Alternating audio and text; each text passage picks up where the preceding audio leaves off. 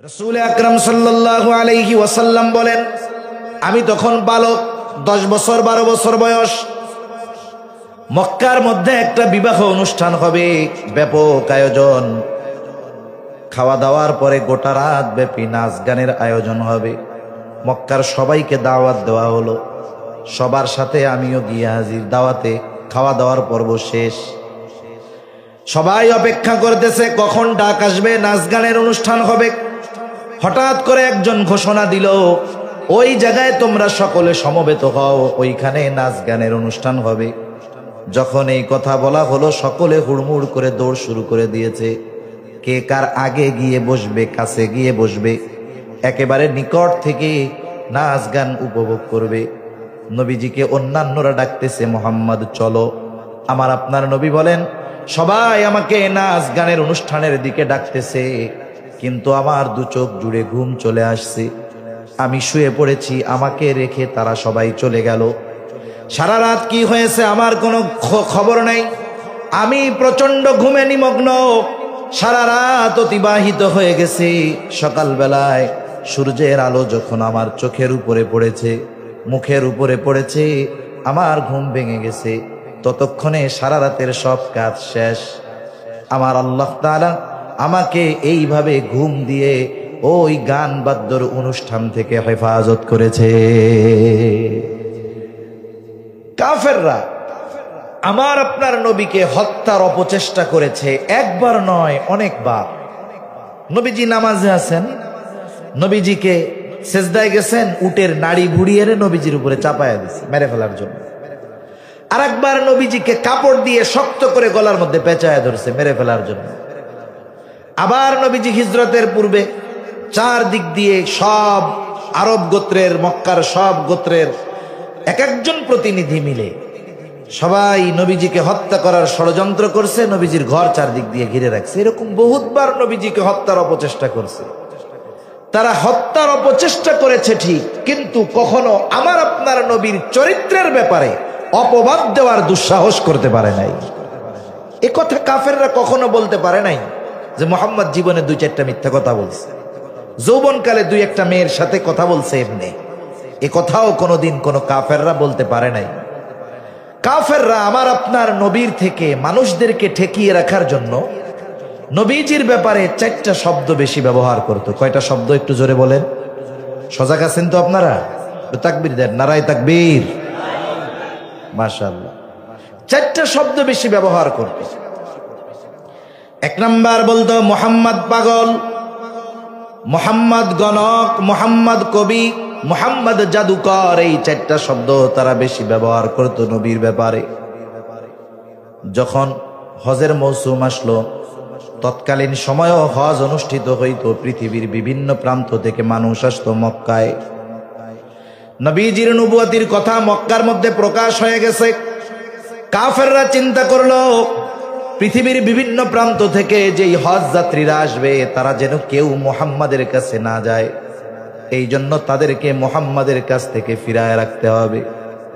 শুধুমাত্র মক্কার কিছু মানুষ মুহাম্মাদকে চিনে, পৃথিবীর বাইরের কেউ আর চিনে না। তারা প্ল্যান করলো, চিন্তা করলো, মানুষদেরকে মুহাম্মাদের ব্যাপারে সতর্ক করার দরকার। কি করা যায়? পরামর্শ হলো, মক্কায় প্রবেশের যতগুলো রাস্তা আছে, প্রত্যেকটা রাস্তার গোড়ায় মানুষদেরকে নিযুক্ত করে দেওয়া হবে এবং মুহাম্মাদের ব্যাপারে সতর্ক করে দেওয়া হবে। মানুষেরা যখন আসে, একদল যখন মক্কার প্রবেশ মুখে আসে, ওইখানে কাফেরদের প্রতিনিধিরা তাদেরকে এলান করে, ঘোষণা করে, শোনো, মক্কায় একজন মানুষ আছে, তার নাম হলো মুহাম্মদ। খবরদার, সে কিন্তু একজন পাগল, তার ধারের কাছেও তোমরা যাবা না। এইভাবে যত মানুষ আসতেছে, ওই দল ওই জায়গায় দাঁড়ায় দাঁড়ায় তাদেরকে সতর্ক করে দেয়। আর এক প্রবেশ দ্বারে আর এক গ্রুপ দাঁড়ানো, যারাই আসে তাদেরকে এলান করে বলে, শোনো, আমাদের মক্কায় একজন মানুষ আছে, তার নাম হলো মুহাম্মদ, সে কিন্তু একজন গণক, খবরদার তোমরা কেউ তার কাছে যাবা না। আর এক প্রবেশ দ্বারে আর এক গ্রুপ দাঁড়ানো, তারা এলান করে বলে, মক্কায় একজন মানুষ আছে, তার নাম হলো মুহাম্মদ, সে কিন্তু কবি, খবরদার তোমরা তার কাছে কেউ যাবা না। আর এক রাস্তার প্রবেশ মুখে দাঁড়ানো আর এক দল, ওই দল বলে, এই মানুষেরা শোনো, আমাদের মক্কায় একজন মানুষ আছে, তার নাম হলো মুহাম্মদ। সে কিন্তু জাদুকর, খবরদার তোমরা কেউ তার কাছে যাবা না। মুহাম্মদ কে? যারা আসতেছে কেউ চিনত নাকি? কেউ তো চিনত না। যারা আসছে পৃথিবীর আনাজ কানাজ থেকে, সবার কানে ওরাই পৌঁছায় দিছে যে একজন লোক আছে, তার নাম কি? আবার বলছে সে কিন্তু জাদুকর, গণক, পাগল, কবি, খবরদার তার কাছে যাওয়া না। এখন সবাই কেউ কাউকে চিনুক আর না চিনুক, মুহাম্মদ যে একজন আছে এটা বুঝে গেছে। আর সে যদি জাদুকর হয় তাহলে ছোটখাটো জাদুকর না, এটাও তারা বুঝতে পারছে যে যদি ছোটখাটো জাদুকর হইতো তাইলে এইভাবে এলান করে আমাদের মানা করতো না। পাগল যদি ছোটখাটো হইতো তাইলে মানা করতো না। কবি যদি ছোটখাটো হইতো তাইলে মানা করতো না। তাইলে এত বড় কবি, বড় পাগল, বড় জাদুকর, এরই তো আগে খুঁজতে হবে। ওরা কি করছে? যেন আমার আপনার নবীর কাছে তারা না যায়, কিন্তু তারা আমার আপনার নবীর নাম তাদের কানে এমন ভাবে পৌঁছাইছে যে এখন তারা ওই মুহাম্মদকে দেখার জন্য আরো আগ্রহী হয়ে গেছে। সুবহানাল্লাহ। মানুষের অভ্যাস কি? আল ইনসানু হারিসুন আলা মা মুনিআ। মানুষকে যেটা থেকে নিষিদ্ধ করা হয়, নিষেধ করা হয়, বিরত থাকার জন্য বলা হয়, ওইটা তার করতে আরো মন চায়। এবার সবাই খোঁজে মুহাম্মদ কোথায়, মুহাম্মদ কোথায়। দলে দলে আমার আপনার নবীর কাছে আসে। কেউ আসছে জাদু দেখার জন্য, কেউ আসছে পাগল দেখার জন্য, কেউ আসছে কবিতা শোনার জন্য, কেউ আসছে গণককে দেখার জন্য। বলেন তো আমার আপনার নবী পাগল নাকি? আমার আপনার নবী কি গণক? আমার আপনার নবী কি জাদুকর? আমার আপনার নবী কি কবি? কিছুই না। আমার আপনার নবী, আমার আপনার নবীর কাছে কোনো কবিতা নাই, আমার আপনার নবীর কাছে কোনো জাদু নাই। নবীর কাছে যারাই আসতো, জাদু দেখার জন্য আসুক আর পাগল দেখার জন্য আসুক, আমার আপনার নবী প্রত্যেককে কোরআনের তিলাওয়াত শোনায়া দিত। আপনারা কি অনেক সময় কেরাত সম্মেলন হয়, গেছেন না? কেরাত সম্মেলনে যখন কারি সাহেবরা তিলাওয়াত করে, অনেক সময় দাড়ি ছাড়া কারিও তিলাওয়াত করে, অনেকে সমালোচনাও করে, কিন্তু যখন সে তিলাওয়াত করে বলেন তো তার তিলাওয়াতটা কেমন লাগে? কিছুই বোঝে না, কি বলতেছে কিছুই বোঝে না, কিন্তু তার ওই তিলাওয়াত একজন মূর্খ মানুষের হৃদয়ে গিয়েও এমন আঘাত করে, মুহূর্তের ভিতরে সে জবান খুলে বলে আল্লাহু আকবার। ঠিক কিনা বলেন? এই যে কোরআনের একটা অ্যাকশন, একটা প্রভাব ১৫০০ বছর আগে, ১৫০০ বছর পরে একজন সাধারণ কারি তিলাওয়াত করলে এতটা প্রভাব মানুষের অন্তরে যদি আসতে পারে, তাহলে আল্লাহ তাআলা স্বয়ং যার কাছে কোরআন নাজিল করেছেন তিনি যদি তিলাওয়াত করতেন, তাহলে সেই তিলাওয়াতের প্রভাব কতটা হতে পারে এটা নির্ণয় করা আমাদের জন্য অসম্ভব। ঠিক কিনা বলেন? আমি আপনি বুঝি না, এরপরেও কত প্রভাব।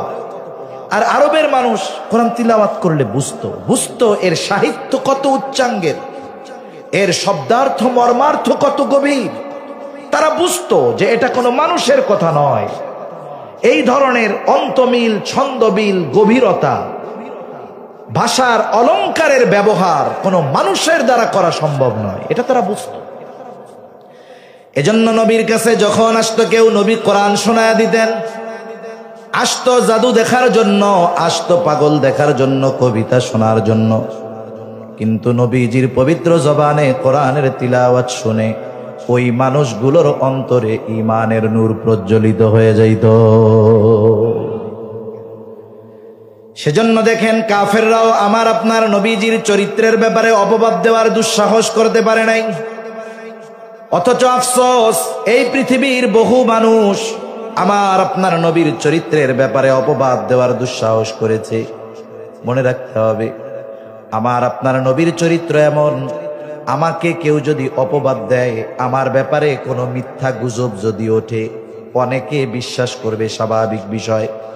কেউ যদি আমার ব্যাপারে, আমার চারিত্রিক পদস্খলনের কোনো বিষয় যদি কেউ জানতে পারে, তাহলে আমার প্রতি তার সম্মান, মহব্বত, শ্রদ্ধা থাকবে না, এটা স্বাভাবিক। হয়তো বিষয়টা আমার ব্যাপারে যা বলতেছে অপবাদ, মিথ্যা, কিন্তু বলেন তো আমার আপনার নবীর ব্যাপারে যদি কেউ অপবাদ দেয়, আমার আপনার নবীজির চরিত্রের উপরে যদি কেউ আঘাত করে, বলেন তো এই কারণে আমার আপনার নবীর উপরে আমার আপনার মহব্বত কি কখনো কমবে নাকি? কিয়ামত পর্যন্ত কমবে না। মনে করেন আমার কথা আপনারা এখানে শুনতেছেন, একজনের কাছে জিজ্ঞাসা করলেন হুজুর কেমন? বলে সব ভালো, কিন্তু হুজুর মাঝে মধ্যে 2-4টা মিছা কথা কয়।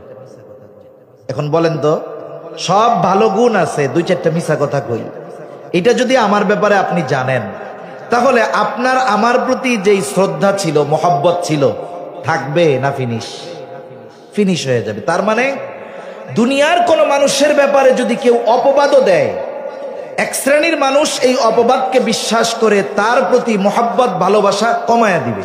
কিন্তু আমার আপনার নবীর ব্যাপারে যদি সারা পৃথিবীর সব মানুষ নবীর চরিত্রের ব্যাপারে অপবাদ দেওয়ার দুঃসাহস করে দেয়, আল্লাহর কসম, এতে করে আমার আপনার নবীর সম্মান মর্যাদা, আমার আপনার নবীর প্রতি আমাদের ভালোবাসা বিন্দু পরিমাণ কমবে না। ঠিক কিনা বলে? বরং কি হবে? অপবাদ যারা দিবে তারা তো ক্ষতিগ্রস্ত, কিন্তু অপবাদ দেওয়ার কারণে নবীর প্রতি আমাদের মহব্বত ভালোবাসা আরো বাড়তে থাকবে। ঠিক কিনা বলে? যার কারণে আমরা দেখি যখন নবীর কোনো দুশ্মন নবীর চরিত্রের ব্যাপারে অপবাদ দেয়, তখন যেই বেটা নামাজ পড়ে না, সাধারণভাবে নবীর সুন্নাত অনুসরণ করে না, ওই বেটাও দেখা যায় জীবন দেওয়ার জন্য সে ওই প্রতিবাদ মিছিলের অগ্রভাগে অবস্থান করে নবীর মহব্বতে জীবন দেওয়ার জন্য প্রস্তুত হয়ে যায়। ঠিক কিনা বলে? রাসূল আকরাম সাল্লাল্লাহু আলাইহি ওয়াসাল্লামের চরিত্র এরকম, কিন্তু আফসোস কিছু পোড়া কপালে আছে যারা নবীজির চরিত্রের ব্যাপারে অপবাদ দেয়, যেই দুঃসাহস কাফেররাও করতে পারে না। অনেক বিষয়ের অপবাদ দেয় আমার আপনার নবীর ব্যাপারে, লম্বা সময় হয়ে লাগিয়ে যাবে বলতে গেলে, একটা দুইটা বলি। যেমন একটা অপবাদ দেয়, বলে যে মুহাম্মাদুর রাসূলুল্লাহ সাল্লাল্লাহু আলাইহি ওয়াসাল্লাম সে সম্পদের লোভে তার চাইতে 15 বছরের বড় খাদিজাকে বিবাহ করছে। নাউজুবিল্লাহ বলেন। অথচ ইতিহাস কি বলে? সিরাতের কিতাবে বলা আছে, ইতিহাস বলে যে খাদিজাকে বিবাহের প্রস্তাব আমার আপনার নবী দেয়ই নাই, বরং প্রস্তাব আসছে খাদিজার পক্ষ থেকে। একটু পেছন দিকে যেতে হবে বিষয়টা বুঝতে হলে। খাদিজা রাদিয়াল্লাহু তাআলা আনহা আমার আপনার নবীর সাথে বিবাহের আগে 2 জন স্বামীর ঘর করেছেন, 2 জনই ইন্তেকাল করেছেন। খাদিজা রাদিয়াল্লাহু তাআলা আনহা এরপরে দৃঢ় প্রতিজ্ঞাবদ্ধ হয়েছেন উনি আর বিবাহ শাদী করবেন না। স্বামীর কিছু সম্পদ, বাবার কিছু সম্পদ উনি পেয়েছেন, এগুলা দিয়ে উনি ব্যবসা শুরু করে দিয়েছেন। উনি একজন বিচক্ষণ বুদ্ধিমতী মহিলা ছিলেন, যার কারণে দিনের পর দিন ওনার ব্যবসা অনেক প্রসিদ্ধ হয়েছে। এবং ওই জাহেলিয়াতের সময় খাদিজাতুল কুবরার উপাধি ছিল তাহেরা, পূত পবিত্রা। খাদিজা রাদিয়াল্লাহু তাআলা আনহার বয়স তখন 37 বছর, নবীজির বয়স হলো 22 বছর। এই সময়ে খাদিজা তার ব্যবসার ইতিহাসে সবচাইতে বড় কাফেলা পাঠাবে সিরিয়াতে। এক্সপোর্ট ইম্পোর্টের ব্যবসা, মক্কা থেকে সিরিয়ার যেই পণ্যগুলো চাহিদা আছে, মক্কা থেকে সেই পণ্যগুলো সিরিয়ার বাজারে বিক্রয় হবে, আবার সিরিয়ার বাজার থেকে মক্কায় যেই পণ্যগুলোর চাহিদা ওগুলো কিনে এনে মক্কার বাজারে বিক্রয় করা হবে। এক্সপোর্ট ইম্পোর্টের ব্যবসা। এই ব্যবসা পরিচালনার জন্য একজন বিশ্বস্ত অভিজ্ঞ মানুষ দরকার, বিশ্বস্ত লোক দরকার। খাদিজা বিশ্বস্ত লোক খুঁজতেছে, কারে পাওয়া যায়? এই ব্যবসা বাণিজ্যের দায়িত্বটা কারে দেওয়া যায়? আবু তালেব জানতে পারছে যে খাদিজা একজন বিশ্বস্ত মানুষ খুঁজতেছে এই ব্যবসার দায়িত্ব দেওয়ার জন্য। ওই বছর মক্কায় একটু দুর্ভিক্ষ ছিল। আবু তালেব চিন্তা করলো যে মুহাম্মদ এর জন্য উপযুক্ত।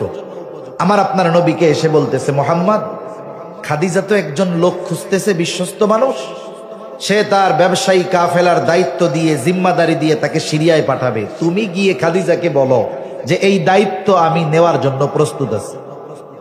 আমার আপনার নবী বলতেছেন যে এই দায়িত্ব আমি নিতে প্রস্তুত নাই, তবে খাদিজা যদি আমাকে প্রস্তাব দেয় তাহলে আমি এটা ভেবে দেখব। কারণ কি? কারণ হলো নিজে যেচে দায়িত্ব নেওয়া আর দায়িত্ব দেওয়া দুটোর মধ্যে তফাৎ আছে। একটা হলো আমি আপনি চেয়ে দায়িত্ব নিলাম, আর একটা হলো দায়িত্ব চাপায়া দেওয়া হলো। বলেন তো দুইটার মধ্যে তফাৎ আছে না নাই? আছে। আমি আপনি যদি নিজে দায়িত্ব চেয়ে নেই, তাহলে ওই দায়িত্ব পালনে যদি ত্রুটি বিচ্যুতি হয়, বিভিন্ন কথা হবে, মন্তব্য হবে। কিন্তু আমার উপরে যদি দায়িত্ব চাপায় দেওয়া হয়, তখন আমি কি বলবো? যে ভাই দায়িত্ব নিতে চাই নাই, দিছেন কেন? ঠিক কিনা বলেন? যেমন হযরত লোকমান, ওনার ব্যাপারে তাফসীরের মধ্যে আসছে, ওনার নামে একটা সূরাও আছে কোরআনুল কারীমের মধ্যে। ওনার ব্যাপারে আসছে যে ওনাকে নবুয়ত আর হিকমত এই দুটো থেকে একটা বেছে নেওয়ার সুযোগ দেওয়া হয়েছে।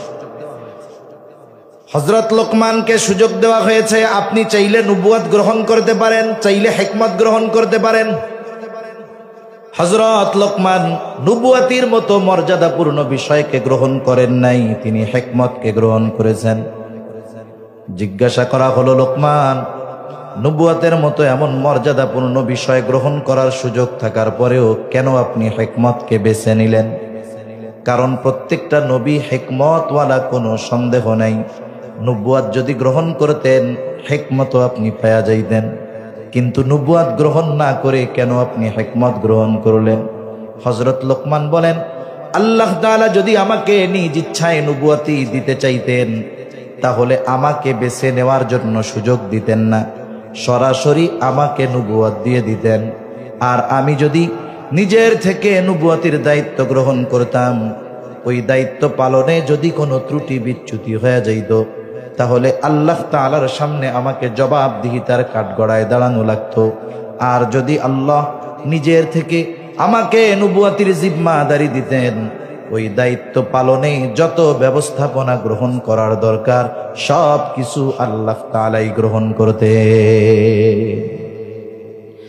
যেমন আরেকটা উদাহরণ দিলে বুঝতে সহজ হবে, আমার আপনার নবীকে নবুয়ত দিয়েছেন আল্লাহ।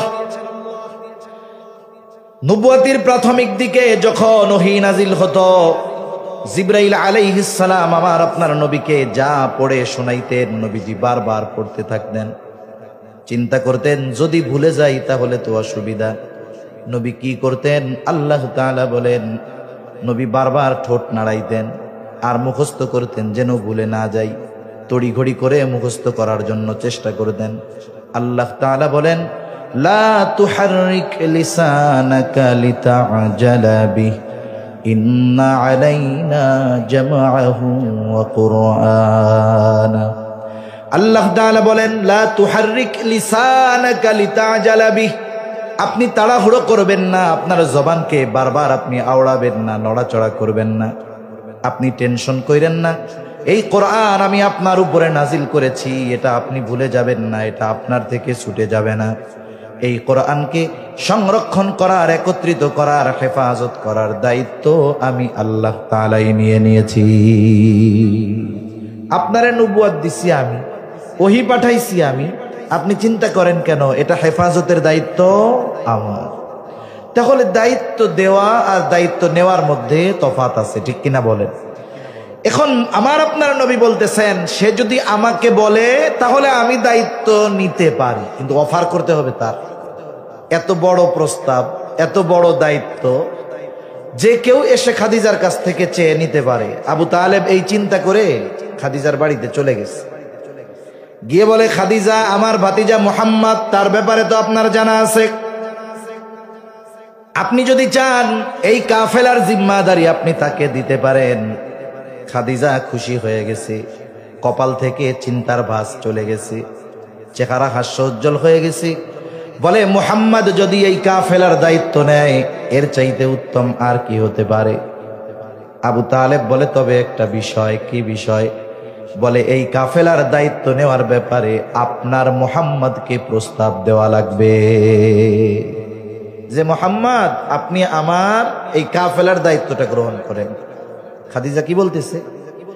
খাদিজা আবু তালেবকে বলে, আবু তালেব, মুহাম্মদ ব্যতীত অন্য কারো ব্যাপারে যদি আপনি বলতেন, আমি কখনোই তাকে প্রস্তাব দিতাম না, কিন্তু মুহাম্মাদের ব্যাপার ভিন্ন, আমি তাকে প্রস্তাব দিব।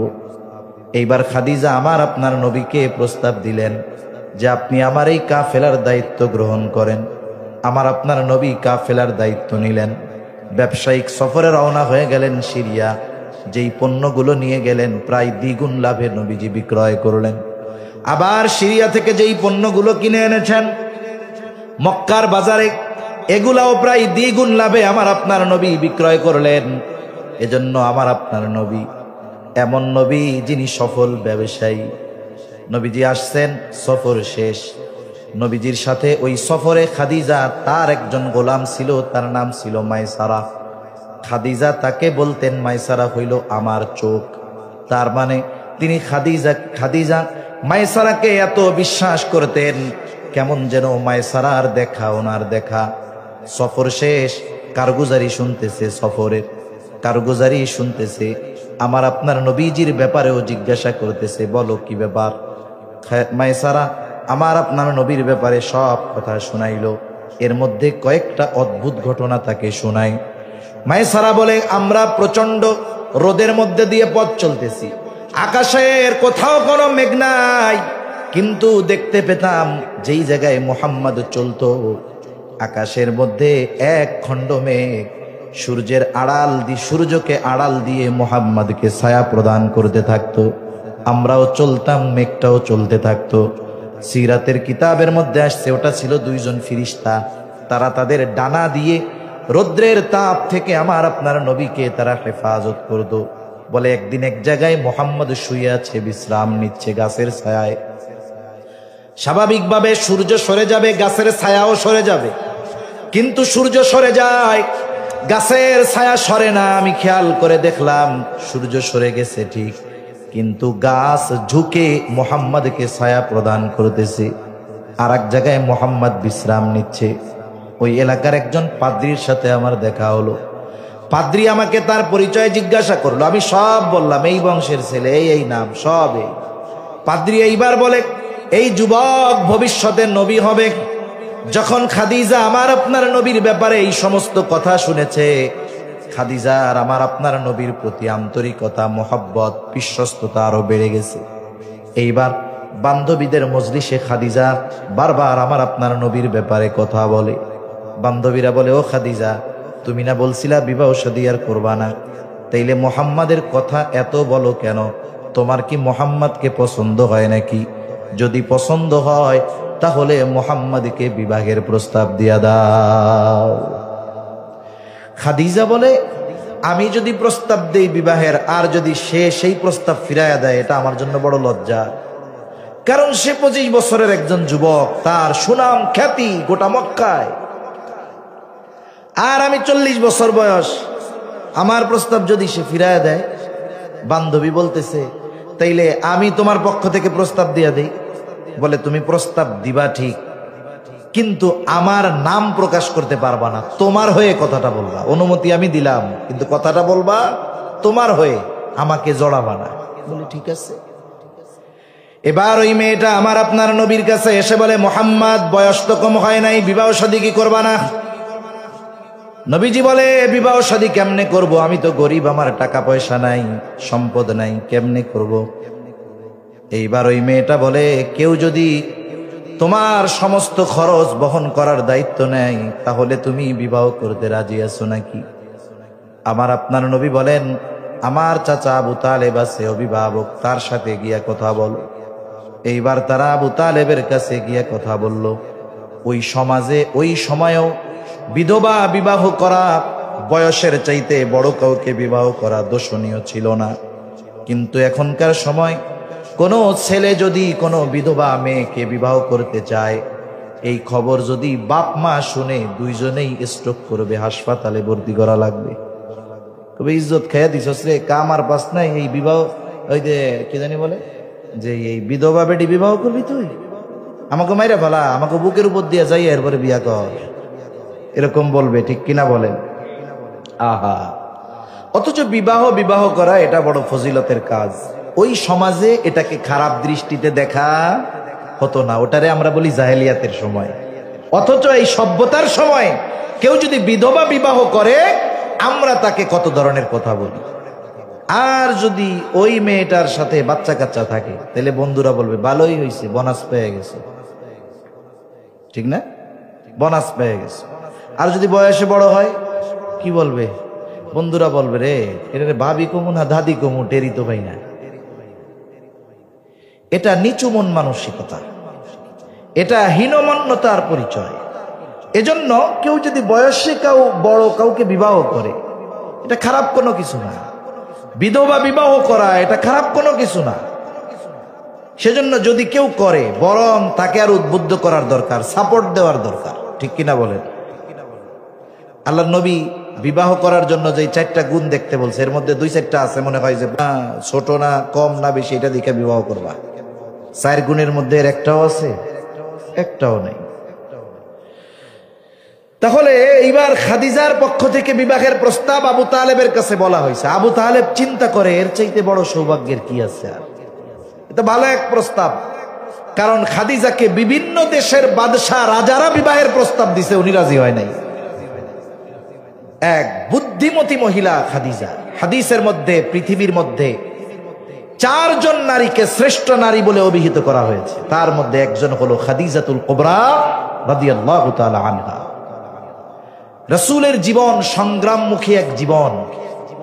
এই মক্কার জীবনে কত কষ্ট হয়েছে নবীর। একটা মানুষ যখন মুসিবতে থাকে